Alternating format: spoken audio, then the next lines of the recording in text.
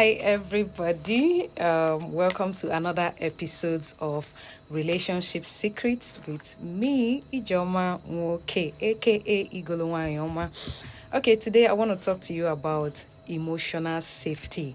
Now, a lot of us are in that space where you feel insecure. To truly open up and be your authentic self. Now, emotional safety is when you are in that space that you can freely and openly communicate with your partner without fear of judgment, criticism, or being put down. Okay? You are comfortable to be vulnerable with this partner, okay, because they have given you that access to be open to talk about the things that are bothering you, to share your thoughts, your feelings, okay, to become your authentic self. Have you ever been in that space where you feel like you are trying to suppress or cover up a lot of things about you? You can't live, be yourself, okay? You can't be yourself around this person because you are either trying to live up to certain standards or you are trying to cover up certain things, okay? But emotional safety gives you that access to be your authentic self. Now, how can you create this emotional safety? Do you know that the reason why most people are afraid to be affectionate with you, either as a man or as a woman, is because they are not emotionally secure? There's a lot of insecurities around them. Okay? Yes. So being able to create that emotional safety in your relationship makes it more wholesome. It makes you feel valued and valuable. Okay? It makes you feel seen, heard, and understood. Okay, you can freely express yourself without judgment. Now, how can you create this emotional safety in your relationship? Now, I'll take just a few. Number one is respecting boundaries and consent. Okay, now you need to lay out what are your boundaries, what are your limits, what are the things that you desire, what are the things that you wouldn't want your partner to do when it comes to finance, when it comes to physical connection, when it comes to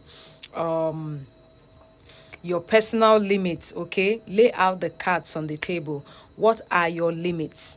Okay, you really need to communicate your intellectual limits, your financial limits, your emotional limits, your physical limits, even when it comes to sex. Yes, everybody has boundaries. If you need space, communicate that. Okay, communication is very, very important. So respecting boundaries is very, very important.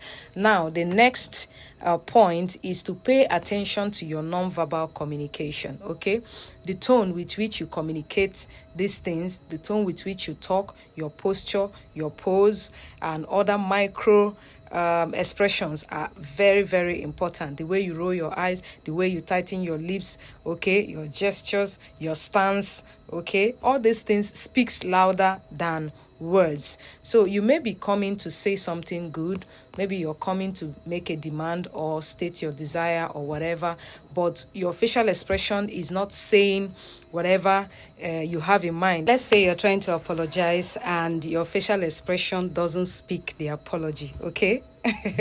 Maybe you're looking all sarcastic about it. You see, you're going to miss out on getting the results that you need because your non-verbal expression is saying something else. So you need to pay attention to your non-verbal communication as much as you do to your verbal communication. You need to learn non-verbal signs of listening, like smiling, nodding, maintaining eye contact, asking your partner questions where necessary, okay? Summarizing or reflecting back on what they have said so far to ensure that you understood them. Next is practice active listening. Okay, it is not whatever somebody says to you or your partner says to you that needs judgment, criticism, or your input. Sometimes they just need you to listen and stay calm. Okay, they don't necessarily need your reply most times. Sometimes you just need to give them that listening attention. All right. Then the next is practice transparency. You see, when you're transparent with your actions, and it builds trust, okay? You create that feeling that you are not hiding anything from each other, okay? It makes your partner feel safe. Then the next is to give them the benefit of the doubt, okay? Yes, giving them the benefit of the doubt means removing judgment, removing criticism.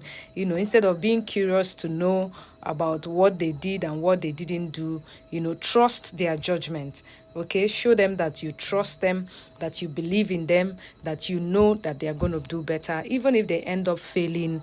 Of course, just acknowledge it from a place of empathy. Okay, yeah, sometimes you put yourself in their shoes.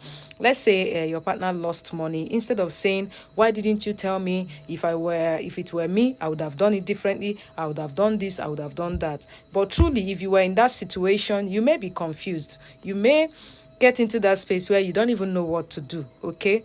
So instead of criticizing them, just acknowledge that I understand what you are going through. I know if I had been in your place, I would also feel the same way you're feeling right now. Acknowledge their feeling, validate their feeling, show empathy. These are things that will create that safety for vulnerability, okay?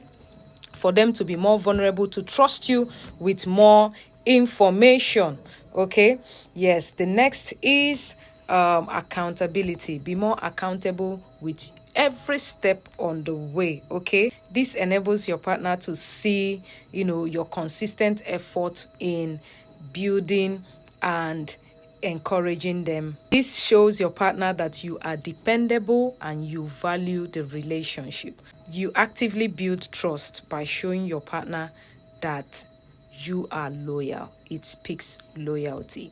So, emotional safety is you creating that safe space for both of you to operate while being your authentic self. Now, when somebody feels emotionally unsafe, they don't get to share some informations about themselves, they get to hide things from you. There is a lot of assumptions, there's a lot of accusation, there's a lot of suspicion, okay? Because you feel like there is some part of them that you don't know, okay? You don't get to build that deeper connection with them.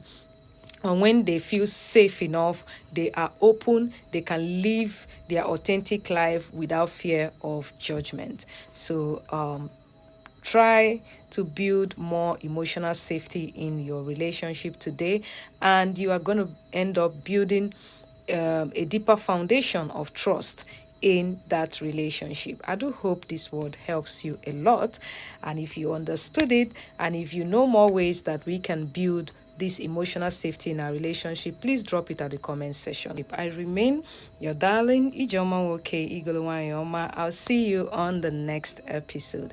I love you. Bye for now.